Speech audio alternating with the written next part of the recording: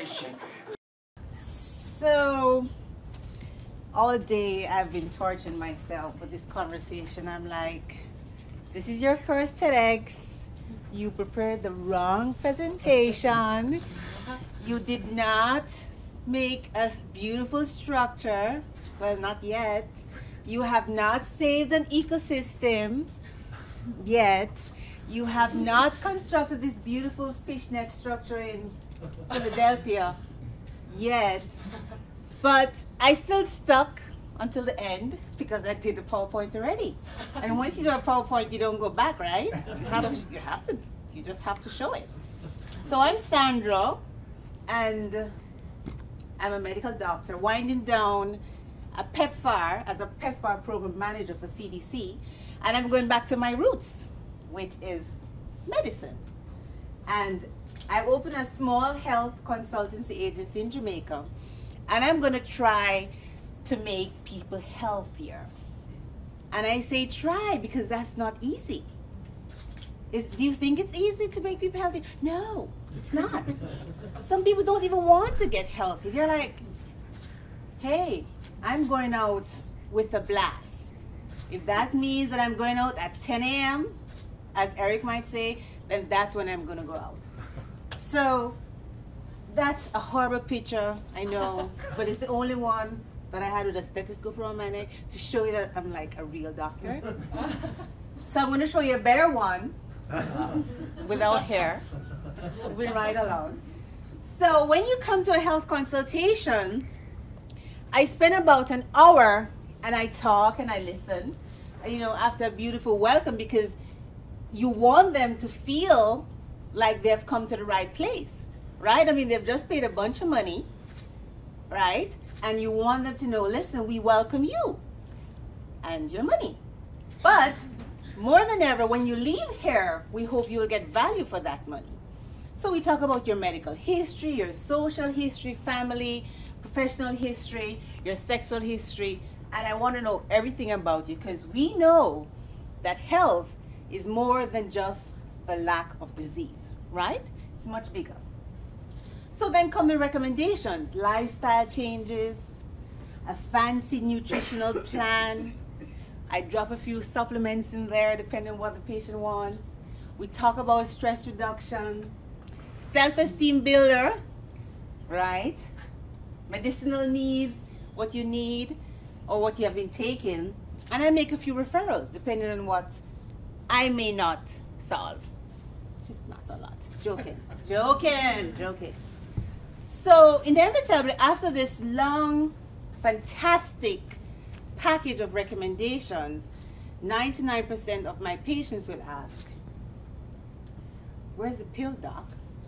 Or they'll say, what about the prescription? I'm like, I just gave you the plan. That's the prescription. That lifestyle changes the jig, and the exercise and nutritional plan, that's a part of the pill. That's the pill you need. And they're never convinced. So I'm like, I need to invent a pill that I can give my patients at the end of each session, because they know they need a pill. They know that it has to be colored, and they'll come with an internet printout of the color that the pill should look like. This old guy says his gray pills are better, and they'll come with, say, the green and black one that I took that time, or the yellow one that gave me so much energy that time. And as a physician, you want not to do that, because I'm not a fan of writing prescriptions, but if I need to, I will, and I do. But the patients always want a pill. Luckily, there's nobody in here like that, right? No. So I said, okay, so what's my pill gonna do? And I thought of the greatest the one thing that when it attacks the body produces most diseases, and that is, of course, stress. Stress sucks. Stress, am I allowed to say that? Stress is horrible. Stress, at the end of all of that, is one of the greatest disease causers in the whole universe, even the one we don't know of. Like this morning's presentation, you're not alone, we're not alone. They are stressed too, I'm sure. And they're not coming to Earth. We're too stressed out. They don't want more stress. I mean, by the time we react to whatever is happening to us, our heart rate goes up, we're breathing hard, we're sweating, our blood pressure goes up, we get more prone to diabetes, asthma, emotional changes, mental disease. You know, speaking about mental disease, we have a lot of highly functional, mentally ill people out there walking up and down. I can say this now because I'm winding down my previous boss, point in case. And I said to her one day, you know, as a physician, I think you might consider medication. And she says, for what? And I told her what my diagnosis of her mental illness is. You know, she was not pleased. But I felt I did her a great justice by opening her to the possibility that she might really be mentally ill, because her behavior was like that of a mentally ill person. And I'm a physician, so I should know, right? Not really, but I did it anyway. So we get stressed, and you know the theory of inflammation is that stress causes inflammation, and inflammation causes everything to go wrong in our body, right? So my pill has to help the body to cut down on that stress response. Does that make sense? Yeah. So this is what stress does. Headaches, acne, muscle aches and pains, heart, blood pressure problem, heart problems, stomach problems, pancreas problems, giving you like diabetes or predisposed to it, intestinal problems, reproductive system problems, immune system problems. That's a lot of problems. How many persons in here have never felt stressed at all? Stop lying. Alice held her hand up. The wrong way. Oh, there was. And how many persons have felt stressed in the last week?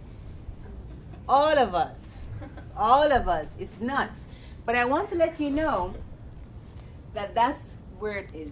We want to turn frowns upside down and have people smiling, happy faces. I saw in the previous presentation that there's a happiness project. There's a master of happiness now. There's all over the world, people are understanding that if you want to have productive people, that they have to be happy. Even if your laugh exposes your lack of teeth, laugh anyway. Oh, look at that baby. They're all so happy and innocent, you know. And we know that when you're happy, you know, I really considered putting Obama's picture in there, because I'm sure there are Republicans in the audience. And this is not easy for you to see. But look, it's there. So we have to find a way to turn our frowns upside down. Sounds simple, right? Well, stressed is dessert spelled backwards. Did you realize that? And I'm an avid dessert fan. I'm a deserter. And I didn't realize it, but that's true. So we're going to start with the brain. The brain is a powerful organ, the most powerful organ in the body. And the good thing about it is we have the power over that organ, which makes us, in our own right, pretty powerful. So that's where I'm going to start. That's where I started, with the brain. What is it about the brain? The brain has this small, in addition to many other things, the small gland at the front part of the brain, almost at the front, called a pituitary gland.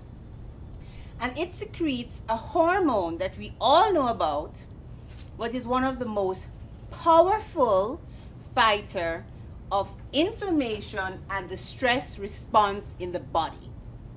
Now, I should have told you earlier that maybe you may not learn a lot of things that's very new. These are all reminders. Who knows what that hormone is? I'm gonna give a prize. Maybe. Nobody? Oh my God.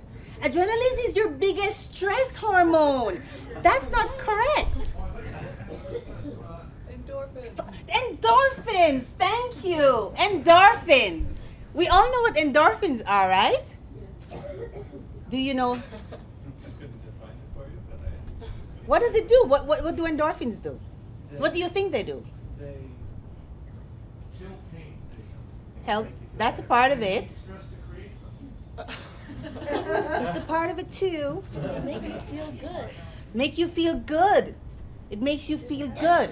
And the more you feel good, the more you want to feel good, right? And the more you feel good and the more you want to feel good, and you have more feel-good hormones being secreted in your body, the more you're able to tolerate stress or fight stress, because you are now building your immune system, literally building your immune system. The secretion of endorphin is actually directly linked to the production of T cells, killer cells, that actually boost your immune system. And that's very important. So my pill will actually have the ingredient, one of the ingredients would be endorphins. Of course, we have endorphins that you can buy on the streets. You know what that is? Morphine, right? But I wouldn't recommend morphine. It's very addictive. It's bad. Morphine, bad. Endorphins, good. Okay, so we're going to put endorphin in our pill. My pill. I have to patent it, so I can't say our. My pill. So, endorphin producing activities. Exercise. How many persons have exercised 5 times this week, 45 minutes each day? Hands up. Oh, my heart fell. Really? All those with the hands down have not exercised this week? At least 45 minutes. At least per day, Alice. I was traveling. She was traveling. Exercise. Adam was talking about runner's high earlier. Endorphin fuels runner's high. You run, and when you finish, you feel so good. So we're talking about marathons. And I was saying that he's planning to come to Jamaica to run the marathon in December, right? I've run the marathon a couple times, and the last marathon I ran, I peed blood because I was so dehydrated. But my kidneys were killing me, but I just couldn't stop. I guess it was the endorphin pushing me on. But, you know, when you start to run, when you reach like 25 miles, you're like, no, I have to get to the 26.6 miles. So you just keep going. Exercise, one of the greatest producers of endorphins. Eating certain foods. I'm a foodie. I love to eat. There's certain foods that when you eat it, you go, isn't that true? Yeah. Chocolate, you know, chocolate doesn't do it for me. They say it should. But, you know, I'm like a cake fan, you know, stuff like that. Laugh, like really laughing, right? Meditation does it. Enjoy an occurrence. And I put that there because life tends to get complicated sometimes. And the small, simple things that makes life so beautiful, we just pass it. You know, our child coming into the room, you know, showing us, I love you, mommy, M-A-M-M-Y, you know, and, you know, she loves you. And because you're so busy, you know, you're like, oh, M-A-M-M-Y, you don't pass over it. But that's one of the reasons why we get up, you know, for our children. And of course, we can't forget about making love, because that is one of the biggest endorphin producing activities. And if you think I'm not telling the truth, the next time you do it, which is soon, you could measure your endorphin levels and let me know. They're going to be spiked, right? So just a few reminders, okay? These are all reminders, people. We all know them, but I'm here to remind you, right? Stress is relative. Stress is totally relative. Did you know that? Stress, you did not know that? Stress is relative. What stresses me will not stress you, right? And the way it affects me depends on how I perceive it. And the way I respond to it depends on my coping mechanisms. So stress, even wars, will not be have the same influence on everybody, because people cope differently. And I want you to know that, because it is very important when you're dealing with stressful situations. that you have to see the situation for what it is and not have it impact too much on your person, because then you're going to get stressed. It's like natural disasters. There's really no natural disaster. There's like natural hazards, and if there are no mitigation, then it becomes a disaster, right? Environmentalists in the room, did I say that right? Yeah. So whatever situation is out there will only become stressful if you sort of allows it to become stressful. And that's difficult to do because we sort of take some things personally and we don't know what's going to happen next, and not knowing is in itself stressful. But I want you to know that stress is relative, and we have the power to react or respond to the stress in a very positive way. And that sounds, like ironic, but no, you can cope much better than we normally do with stressful events, right? But you can decide that. Sweat it. We're going back to exercise. Sweat it. Walk, run, jump, skip, swim, dance. I don't know. Move. Get sweaty. My daughter is 6. She doesn't like to sweat. I send her to ballet, and she's doing her fancy pirouettes in the middle of a performance, and there's like a gazillion people in the audience, and she just stops and starts to scratch her head because she's sweating. And like, honey, if you're looking all this elegance scratching on stage, just like and people are always taking her picture when she's scratching like an ape. Nobody takes a picture like when she's gracefully on her toes. No, they always choose when she's scratching like an ape. So I know that she's sweating, but sweat it. Go for a walk. Lie down on your carpet, do some abdominals, do something, sweat it, right? And after you're sweating, then don't sweat it. I'm 40 this year, and I'm just a tad bit older and a tad bit wiser, but I've learned so much from this.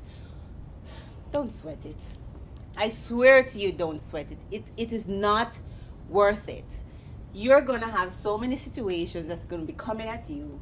You have to choose your battles. You have to choose the one you're going to respond to. Not every situation is a crisis, right? Unless you're a drama queen, male or female. You don't have to sweat it. Your kids are going to act out. You're going to do the right thing, right? And you're going to guide them away from disaster. But it's not everything is a crisis. Does that make sense? Don't sweat it. If your boyfriend or husband is behaving nuts, let him behave nuts. He's a guy. That's what guys do, right? If your wife is behaving nuttier, that's what we do. That's what we do. Don't sweat it. It's not a big deal. It's not a big deal. If somebody walks and bounces you for whatever reason, may have seen you, may have not, may have seen you, just don't sweat it. All right? It's not such big a deal. We're gonna all die eventually. But what I'm saying is that many of the things that we consider to be a crisis is not. When I think, I was watching, coming this morning, Christina Aguilera's autobiography on E, because I was having a shower. I know that sounds like a menial thing to do, but hello. And it was the only channel that came up, and I was rushing, and they were talking about how she was so stressed out because she broke up with this guy, and she was so devastated, and the world came to an end. I'm like, but you have $1 gazillion, you're famous, you're the, and I'm saying, crises are different. And then you go to somewhere like Sudan, and people don't have food to eat, and they don't have place to live. They should be stressed. They should be devastated. So really, don't sweat it. Be thankful. Oh, I've learned the power of being thankful. And for those of us who believe in God or a superior being, be thankful. But not only to that superior being, but to your partner, your spouse, your children, your friends at work, your colleague, your boss, the sane one. Be thankful. Be thankful. Be thankful for living. Be thankful for being healthy. Be thankful for the smallest things in your life. I always complain about something on my body, And my sister always says, why are you complaining, but you have good skin? Because she says she doesn't have good, and I, you know, she always turns me back, don't complain, because people don't have that. And it's true. You have to be thankful for what you have. You know, I don't have to wear glasses, and this, you know, I have a good family. Just pick out all the things that you can be thankful for. Whenever you feel despondent, you just write a list of all the things you can be thankful for, even if it's the tiniest thing. You know, I just ate my favorite nuts this morning, thank you. And it helps, because it helps to create in your mind an appreciation of the small things. Does that make sense? Right. So, you may not forget, right? But I'm going to ask you to forgive. My father, he's a reverend. He's been married for 45 years to my mother. And he says, I'm to forgive 7 times 70. How much is that? How much is that? 490, right? So every time I call him, like, complain about my husband, I'm like, Dad, guess what he did? And he goes, Sandra, you have to forgive 7 times 70. I'm like, he's at number 486. So does it mean I can forgive him 4 more times, then mutilate him? Is that what it means? I want to know, because 490 is fast approaching. But he says, you know, when the 490 comes in, you start over again. You know, my father is something else, because everything, he has a biblical approach to it. Dad, this is what happened to me today. You know, I was in a bank, and then he goes, well, you know, Job in the Bible, he did. I'm like, Job, no. I want like real current day advice. Give me a current day example. And he goes, okay, Solomon. I'm like, no, Solomon died. But, you know, eventually he comes and he gives me good advice, because I call him for everything. And one of the things he always says is forgive. Because guess what? If you're not forgiven, it's not hurting the other person, it's hurting you. They are happy you're not forgiving them, because you're stressed out every day with all this malice inside and it's eating your way. They're happy you're getting eaten out like termites. Okay? Don't give them the pleasure of it. Forgive them and ignore them. That's when it will hurt. Yeah. Forgiveness is powerful. Forgiveness is powerful. It's liberating. It makes you feel superior to the other person that did you wrong. So forgive them and feel superior, because you have the ability, in spite of being wronged, to be able to move on from it. And forgiveness is something that is the right thing to do. That's what I think. It's the right thing to do. Right? So keep your friendly friends close, and don't hold this against me. I may not be saying it the right way, but get rid of the toxic ones. Get rid of them. Cross them out. Take their numbers out of your phone. Rip up their cards. Thank them for their service over these years and get rid of them. I did that. You know, you have these friends in your life that every time you go to like a gathering, you come back home and you're like, you know what Alice did? Did you hear what Alice said? Did you see what she had? You know? And it's just, you call them a friend, but every time you interact with them, it's like a bad situation, and you come back upset, you get out of it upset. Not everybody is necessary for our lives. And that sounds very anti what I would like you to take home, but it is true. And if you feel that someone is impacting you negatively, it's okay to go ahead and say, hey, well, you know, this is how I feel most times when we interact. If you want to change, we can move on. If not, then I'm going to move on without you. It's absolutely okay, I think. But it's also a lot about energy. Because when you interact with someone, you give of yourself energy-wise. You see? And if that person is not giving you back, then your reservoir is going to dry up. And you're going to just be absolutely exhausted. Right? It's good to interact with people who want to interact back with you. Does that make sense? And don't feel bad about it. I'm not telling you to go kill anybody. When I said get rid, I didn't mean literally. I'm going to clarify this. I don't mean literally, okay? I mean in terms of interacting with the individuals. Keep positive people around you, right? There's nothing wrong with that. Keep positive people and keep positive circumstances around you, all right? So another one is smile. Smile, genuinely smile. You know, Maya Angelou said a couple years ago that every time your child enters the room, make sure you're smiling. Every time you greet your child, make sure you're smiling. And I do that with my daughter, and I noticed it because she sleeps in her own room now. I kicked her out of my bed like 3 years ago. She sleeps in her own room, and every time she comes back in the morning, the first thing she does when she wakes up is that she comes into my room, and I wake myself up, and I smile at her. And I say, come.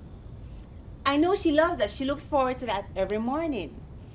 The person who you love, when you're greeting the person who you love, smile at them. It says, I'm happy to see you. Don't look constipated. Give them a genuine smile. I'm happy to see you. I missed you. You know, welcome. Smile. He tried. I saw that attempt. Good job. Yeah, and you know, you take much less muscles to smile than to frown. Do you know that? Take much less energy to smile than to frown. And it lights up your face. And I really want you guys to try it. When you go to work tomorrow with the nutty boss, go smile at that nutty boss. It's gonna throw her or him like for 6. They'll not know what is happening, and he's gonna be like, okay, there's some plan here. But just smile just smile and walk away. It'll drive them crazy. So another thing, love making love, and you will make more love. Does that make sense?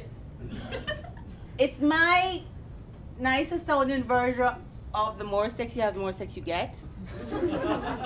This is more classic, right? I think so. And that's because lovemaking produces a lot of endorphins. And when you produce endorphins, you exude it. And endorphins are some of the hormones that attract people to you. Not people, because we don't want you to be promiscuous. I mean, attract the person who you're with to you. So the more you're having, the more endorphins you produce, the more attractive person comes to you, and the more you get. Does that make sense?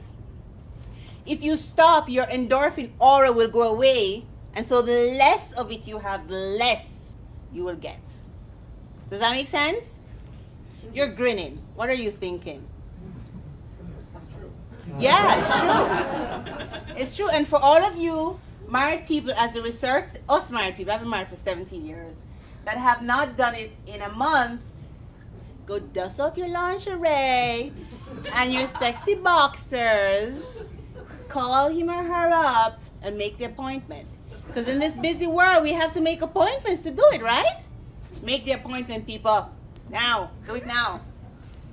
So always be positive. Difficult to do, but great advice. Always be positive.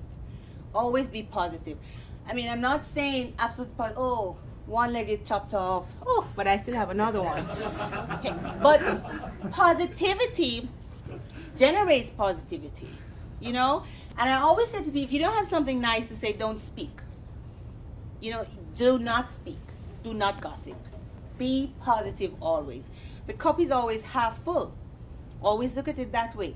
And if you have an opportunity to be positive and give a positive word to someone, you may change that person's life. Okay? Okay? You're not responding, people. I'm dying here. Okay, thank you. So who is that? If you don't see who he is, see? It's Bob Marley. He's from my country. And what music does he sing? Oh my God, I'm so impressed with you people. Yes, reggae. The greatest of a man is not how much wealth he acquires, but in his integrity and his ability to affect those around him positively. I agree with that. I agree with that. Because people will be better off if they're positively affected than whether they're negatively affected. Okay? So as we come to the end of my talk, which is actually really a new beginning, because I'm going to give you the name of the pill, right? I just want you to think on these things. It's simple.